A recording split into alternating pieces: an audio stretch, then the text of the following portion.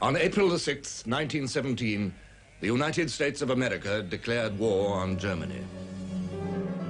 For 2.5 years, the most powerful nation in the world had stood apart from Europe's mortal struggle. Now, at last, she was drawn in.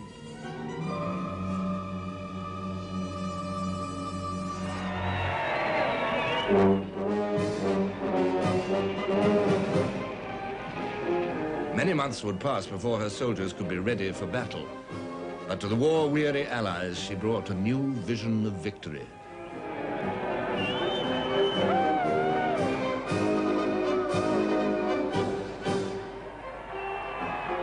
America had traveled a long road since August 1914. The outbreak of war in Europe at first barely touched the American people. Its coming took a form hardly physical at all. It came as newspaper dispatches from far away in the distance and even farther away in spirit. The dispatches were as if black flocks of birds, frightened from their familiar rookeries, came darting across the ocean, their excited cries a tiding of stirring events.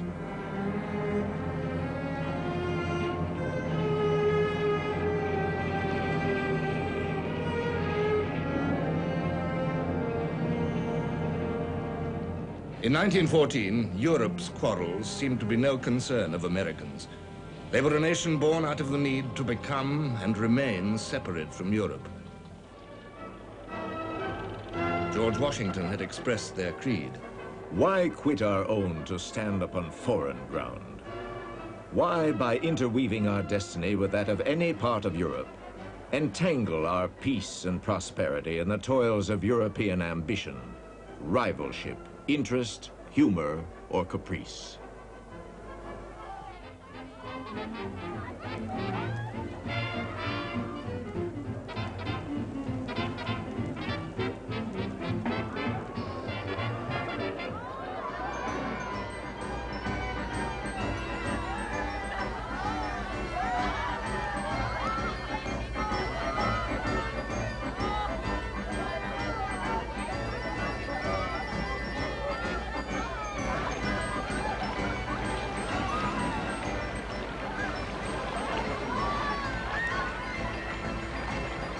The separatism which inspired the first Americans also helped to drive forward the new nation's expansion. In the 19th century, millions of personal decisions by Europeans to break away from the fetters of the old world brought a swift increase of population to America. Every immigrant fought his private war of independence when he took the decision to uproot himself from the land of his birth and cross the Atlantic.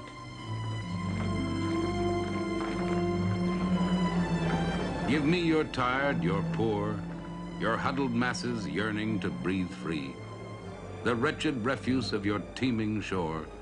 Send these, the homeless, tempest-tossed, to me.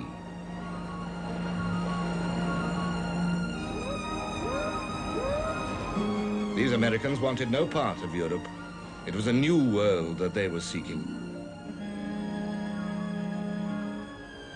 They found the fruits of isolationism sweet. They acquired greater wealth and material power than the world had ever known. In America, men could make vast personal fortunes with astounding speed. Andrew Carnegie, when he retired, gave away $350 million. America was the land of promise. Poor men could grow rich almost overnight.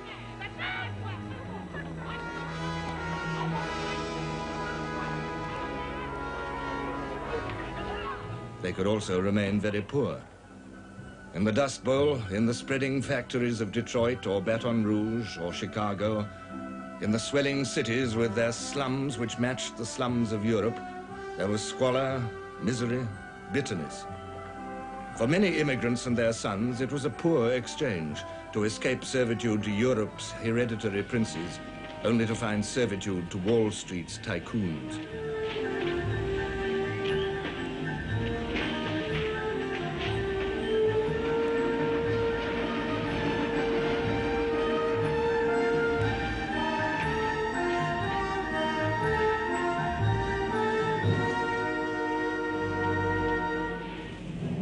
tycoons were tough.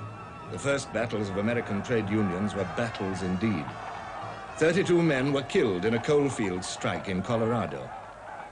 A bomb in the printing works of a Los Angeles newspaper killed 19 people. Then we went to hear Emma Goldman at the Bronx Casino, but the meeting was forbidden, and the streets around were very crowded. And there were moving vans moving through the crowd, and they said the moving vans were full of cops with machine guns. Everybody was talking machine guns, revolution, civil liberty, freedom of speech. But occasionally somebody got in the way of a cop and was beaten up and shoved into a patrol wagon. And everybody said it was an outrage. And what about Washington and Jefferson and Patrick Henry? And yet America offered abundant space to her people, with a sense of promise never far away.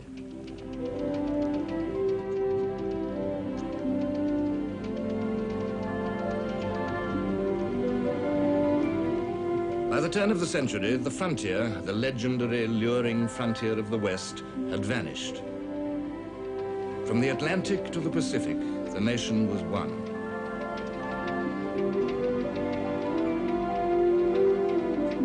And at about this time, Americans who had confined their expansion within their coasts began to look beyond them. While Britain was fighting her war in South Africa, America fought Spain and became a surprised imperialist. She freed Cuba, but she acquired the rich Philippine Islands and Hawaii. The spokesman of this extrovert American mood was Theodore Roosevelt, twice Republican president. Our nation, while first of all seeing to its own domestic well-being, must not shrink from playing its part among the great nations without. Speak softly and carry a big stick. Roosevelt's bounding personal vitality matched that of a nation whose pioneer days were barely finished, which recognized no challenge which the human muscle and spirit could not overcome.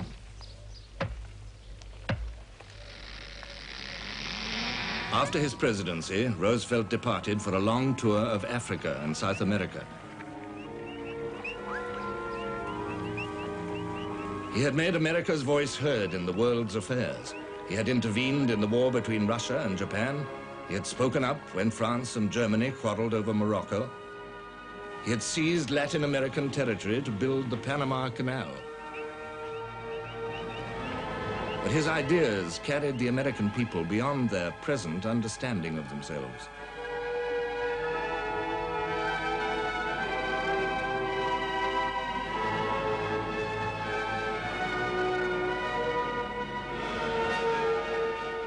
In 1914, after 20 years out of office, the Democrats swept back to power on the rallying cry of reform. The new president, Woodrow Wilson, voiced the nation's chief concerns. We have been proud of our industrial achievements, but we have not hitherto stopped thoughtfully to count the human cost. Our duty is to cleanse, to reconsider, to restore every process of our common life. When war broke out in Europe, America could scarcely have had a president more likely to keep her out of it. Woodrow Wilson was an austere, withdrawn intellectual, the son of a Presbyterian clergyman. He had spent most of his life in the seclusion of the academic world. His orderly mind found difficulty in grasping the complex dilemmas of the world outside the campus. But all his instincts were for peace. Sometimes people call me an idealist. Well, that is the way I know I am an American. America is the only idealist nation in the world.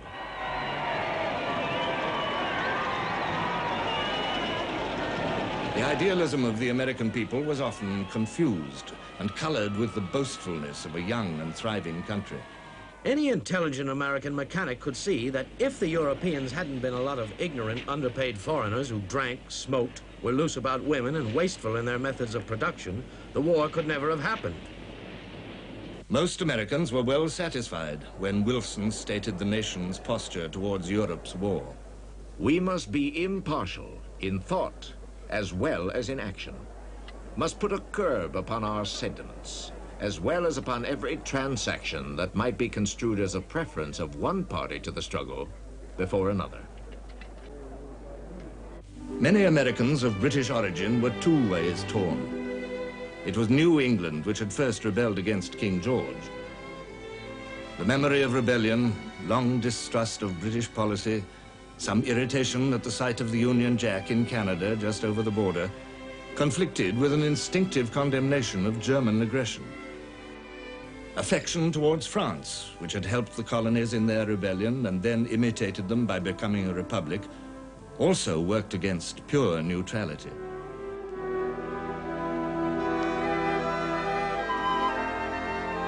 But there were 15 million vocal Irish Americans whose forebears had been forced to emigrate by hunger and poverty, for which they could not easily forgive their English oppressors. There were millions, too, from Russian territories, Poles, Ukrainians, Jews, with memories of pogroms and the secret police, who loathed the notion of a Tsarist victory. And there were over 11 million Americans of German descent, many of them powerful figures, able and willing to put forward Germany's case. What grudge had England against Germany? Except that Germany has grown commercially, financially, and industrially to a position which threatens to crowd England into a second rank. Jealousy appears to control this English attitude. And what is Germany fighting for? Does she want anything from anybody? She wants to be left alone. The delicate equilibrium of American sympathy was soon disturbed. Germany's invasion of Belgium outraged American opinion.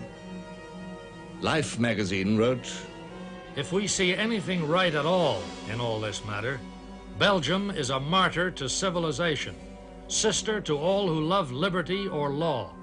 The great unconquerable fact of the Great War is Belgium." Strict impartiality was easier to proclaim than to preserve. As the impact of war sank in, invasion, destruction, atrocity, authentic or not, American opinion swayed upon a deep underwater tide. Yet this tide of pro-British sentiment might be reversed by the exigencies of war itself.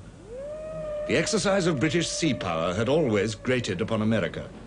Now Britain's blockade of Germany meant the interception and searching of American ships, the seizure of contraband cargoes. A flood of protests poured into the White House.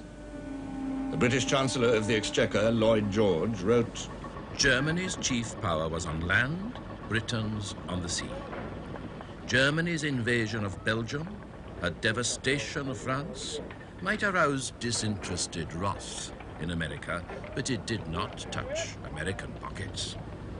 On the other hand, Britain's firm measures to prevent contraband of war from reaching Germany and her wide and constantly widening interpretation of contraband caused serious inconvenience to American shipping and direct interference with American business." Left to itself, this friction might have developed into a fatal sore. Once more, it was German action which swung the tide of sympathy against her. U-boat attacks on unarmed merchant ships, sinking them with their crews aboard or left to die in their boats, were more shocking than the Royal Navy's blockade. Moreover, the loss of America's trade with Germany proved not to be such a blow. She found a new and insatiable market. The Allies were prepared to buy all the munitions that America could make. A temporary slump turned into an unprecedented boom.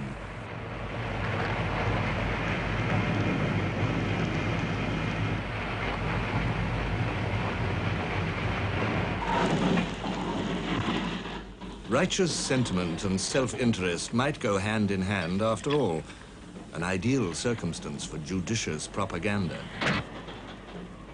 In the field of propaganda, the Allies enjoyed a vast advantage. At the outbreak of war, the Royal Navy had ripped up the German transatlantic cables from the ocean bed. Only the Allies now possessed direct access to America's public ear. As the months went by, the Allied version of events loomed ever larger in the American press. Gradually, the true meaning of neutrality was eroded, yet for a while its outward forms remained. And in May 1915, there were great issues at home to distract American minds from Europe's war. Prohibition was one of them, a cause which stepped into every home. Already 14 states had gone dry, and a nationwide campaign was demanding the total prohibition of the sale of alcohol. There were dissenters.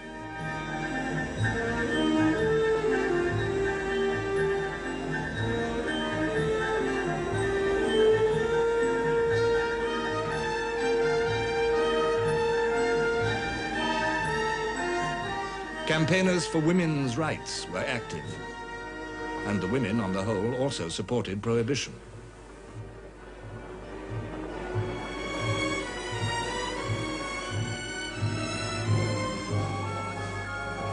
In May, the fastest British liner afloat, the Lusitania, was leaving New York Harbor for Liverpool. Aboard were 2,000 passengers and crew, and 5,000 crates of ammunition for the Allies. The day before the Lusitania sailed, the German embassy in Washington published an announcement in the American press. This warned that Allied ships, including passenger liners, were liable to be sunk by U-boats. It meant that the Lusitania's passengers traveled at their own risk, but few of them paid much attention. On May the 7th, Commander Schwieger's U-20 was waiting for her. She fired 2 torpedoes. Her commander noted in his log, "Great confusion on board. Lifeboats being cleared and lowered to water. Many boats crowded, come down bow first or stern first in the water and immediately fill and sink." 1,153 people went down with the Lusitania. They included 114 American citizens. Some of the Lusitania's dead were brought to Ireland for burial. The American press blazed with indignation. Germany has affronted the moral sense of the world and sacrificed her standing among the nations.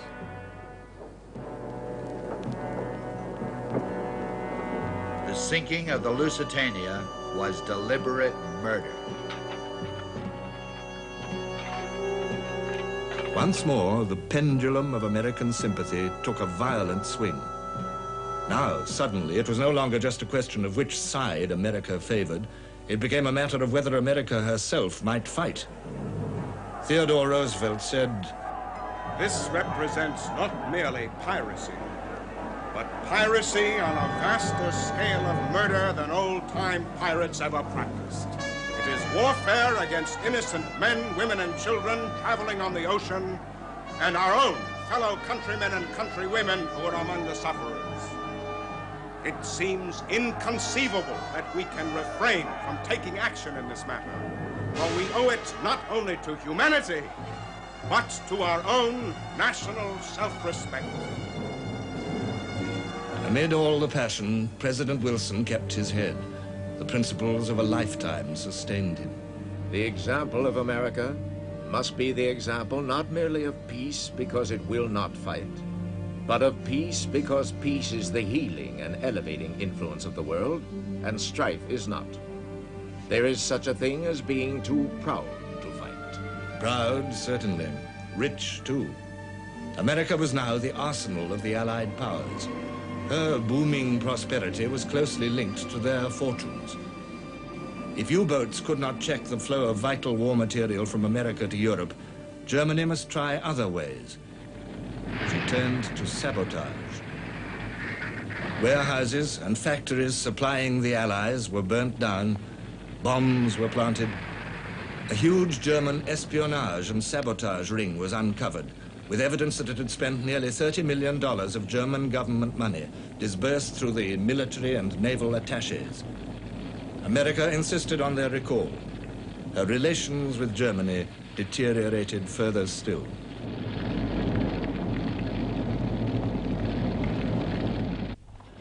Yet the months went by without any definite consequence of America's ripening hostility towards the Central Powers. The anniversary of the Lusitania's sinking approached. It was April 1916. Suddenly, once more, the pendulum took a counterswing. From Dublin came news of the Easter Rebellion in Ireland and of its swift suppression by British forces. The execution of captured rebels spread over 10 days infuriated millions of Irish Americans and revived their ancient hatred. The British ambassador in Washington reported, "The attitude towards England has been changed for the worse. Our cause for the present among the Irish here is a lost one." In America, 1916 was an election year. The war was the dominant issue. The election campaigns of the parties crystallized the sway of opinion. Neutralism, the profound wish to stay out of the war, still possessed a doughty champion in the president. Support for Wilson's policy was strong in the Middle West and Pacific states. Europe's war seemed more remote there than on the Atlantic seaboard. At the Democratic Convention, Wilson was renominated presidential candidate. The chairman opened his speech with a text from the Sermon on the Mount. "Blessed are the peacemakers, for they shall be called the children of God." He was applauded to the echo. Up and down the United States, Wilson fought his campaign on the slogan, "He kept us out of the war." The Republican candidate against Wilson was Charles Hughes, strongly backed by Theodore Roosevelt. Their policy was preparedness. They wanted a bigger army, universal military training, more aggressive American leadership. Roosevelt taunted Wilson with the shadows of men, women, and children who have risen from the ooze of the ocean. The shadows of babies gaping pitifully as they sank under the waves. The shadows of deeds that were never done. The shadows of lofty words that were followed by no action. The shadows of the tortured dead. Woodrow Wilson was re-elected, but his majority fell sharply. The portents were becoming unmistakable. Yet Wilson clung to his ideal of peace. There will be no war. This country does not intend to become involved in war. It would be a crime against civilization for us to go into it. Once again, it was Germany's own acts which swung the balance against her. On January the 31st, 1917, Germany informed America of her intention to carry out unrestricted submarine warfare. This meant that all shipping, including neutrals, whether carrying contraband or not, would be sunk at sight without warning anywhere in Allied waters.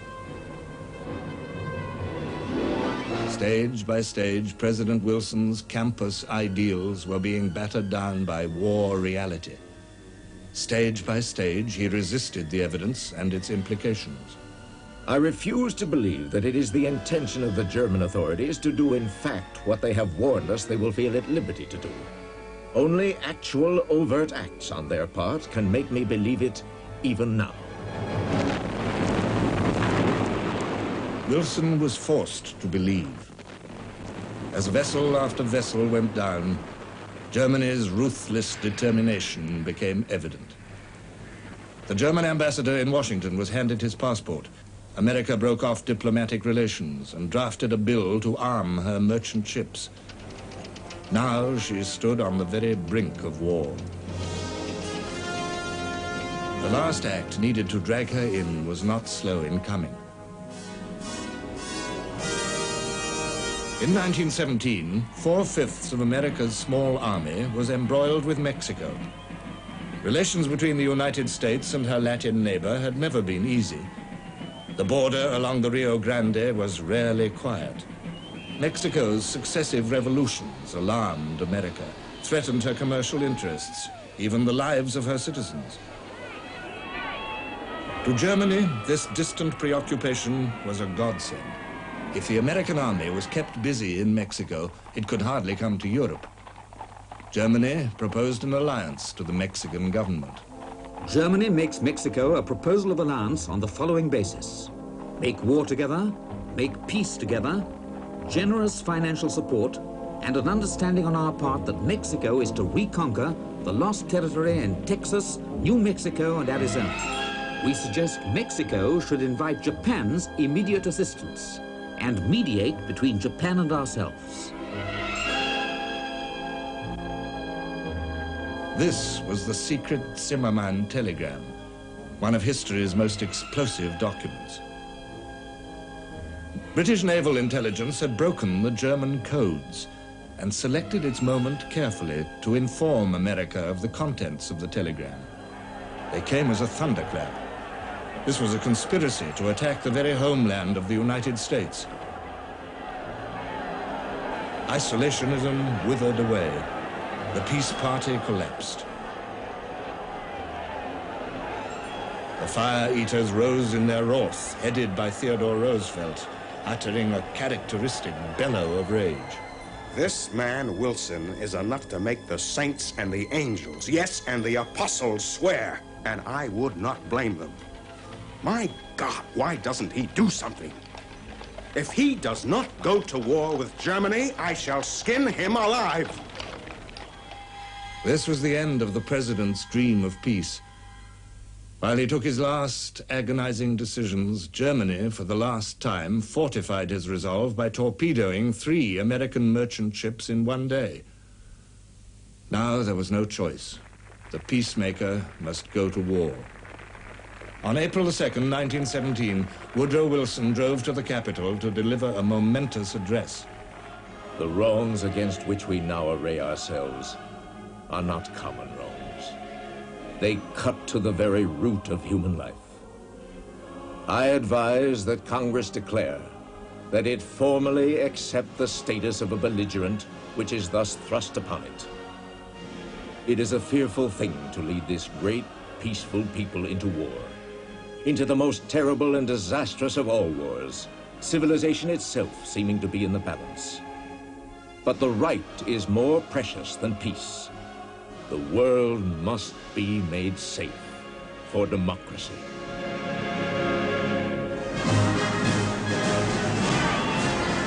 Wilson spoke for the whole nation.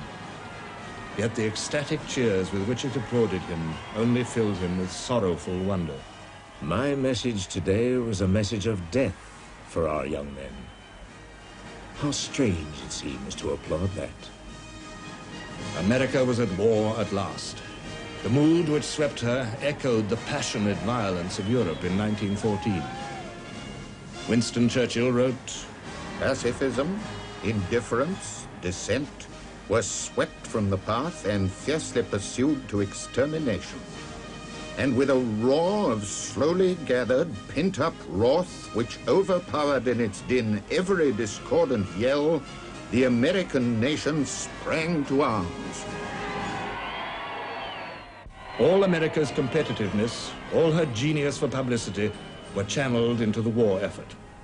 The first war loan was oversubscribed by 50%. Anti-German feeling ran riot. Wagner's music was banned. Dachshunds were stoned.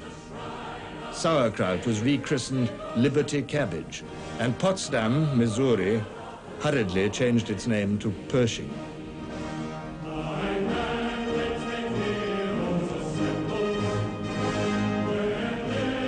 Newspapers, magazines, and posters provided constant fuel for the nation's passion. Even in a prayer before the House of Representatives, Germany was remembered. Thou knowest, O Lord, that no nation so infamous, vile, greedy, sensuous, bloodthirsty, ever disgraced the pages of history. All over the country, young men swarmed into recruiting centers. But with memories of the breakdown of volunteering in the Civil War, the government rushed through a conscription bill. Every male between 21 and 30 had to register for military service. Only 4% of the 10 million available failed to do so. 680,000 were selected by ballot for the first draft, the most America could possibly equip and train at once.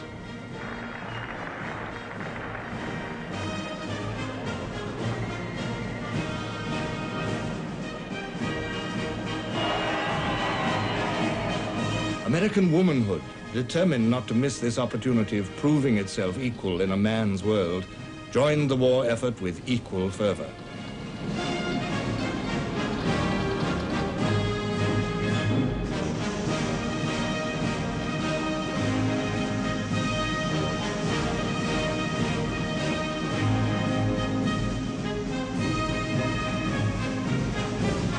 task which faced America was tremendous. President Wilson said, "It is not an army that we must shape and train for war. It is a nation." American industry was heavily committed to supplying the Allies.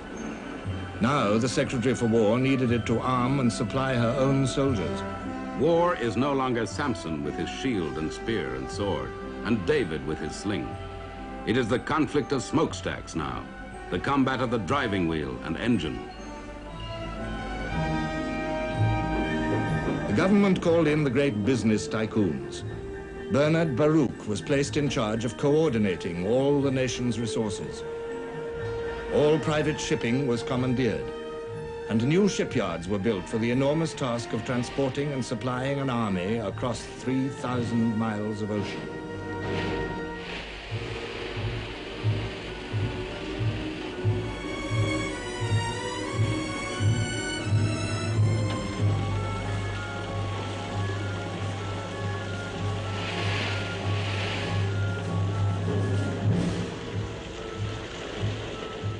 Agriculture and food conservation were tirelessly organized and publicized.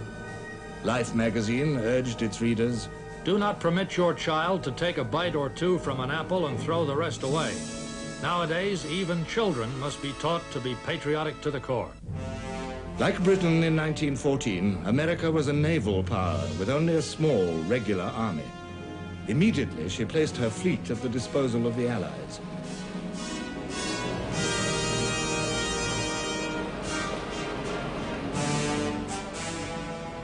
On May the 4th, 1917, the first American warships reached Britain. Admiral Beatty welcomed their reinforcement to Britain's Grand Fleet.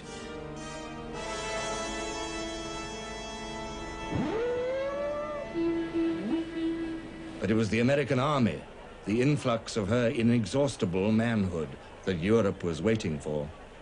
It was hard for the Allies to grasp the problems that faced the newly embattled giant. The strength of America's army when she entered the war was only 80,000 men, and most of them were on the Mexican border. To turn this tiny force into a trained army of hundreds of thousands, perhaps millions, was a stupendous task. Huge camps were built at breakneck speed, and men began training in them almost at once. The peaceful nation adapted itself to war with a speed and efficiency which the president had grimly prophesied. Once lead this people into war, and they'll forget there was ever such a thing as tolerance. And the spirit of ruthless brutality will enter into the very fiber of our national life. Conflicts arose between America and her allies. There was conflict between America's need for munitions and Allied needs. There was conflict between the demand of the Allies for immediate reinforcements and America's determination to build a great national army, as befitted her station among the powers. Allied missions headed by Marshal Joffre with all his fame for France, and by Mr. Balfour and General Sir Tom Bridges for Britain, pleaded for American soldiers. The Allies would have to wait, for America was irrevocably determined upon her course. The Yanks were coming, but they would come as a United States army, with a United States general, General Joseph Pershing. They would come in the fullness of time, and not before. Until then, the Allies must make shift to do without them. But for encouragement, as a token of what would follow, a handful of Americans, headed by Pershing, came to Europe to show the flag. They disembarked at Liverpool to a hero's welcome. As we stepped off the gangplank onto British soil, the band struck up the Star-Spangled Banner to welcome us. This being the first time in history that an American Army contingent was ever officially received in England.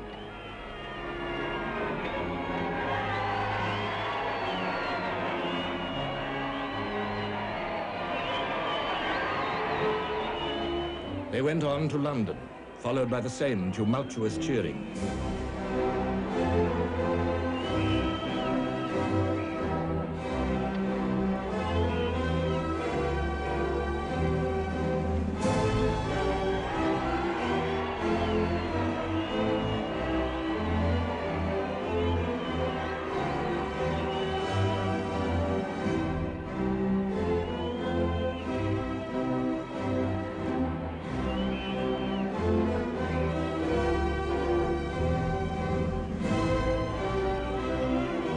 Pershing was greeted by the king.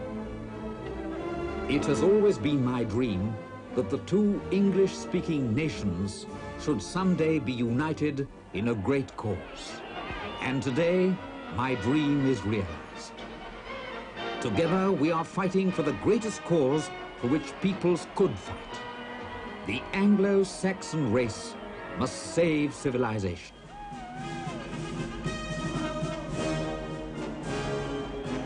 The triumphal progress continued into France.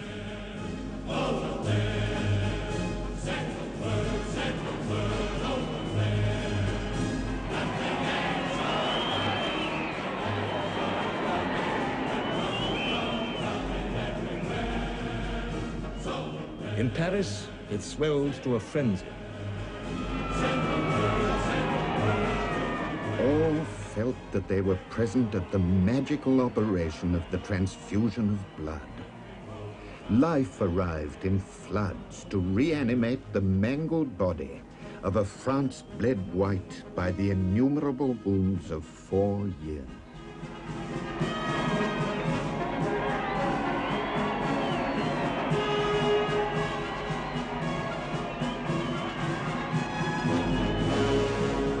At his new headquarters in the Hotel Crillon, Pershing was called out onto the balcony by the crowd in the Place de la Concorde.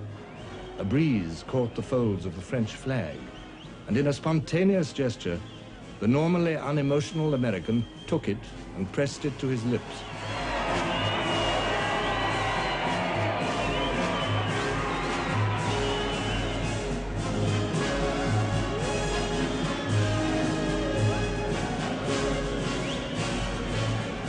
No conquering army could have had a more rapturous welcome from its own people than France gave to this handful of inexperienced, untried, but vigorous and cheerful American soldiers.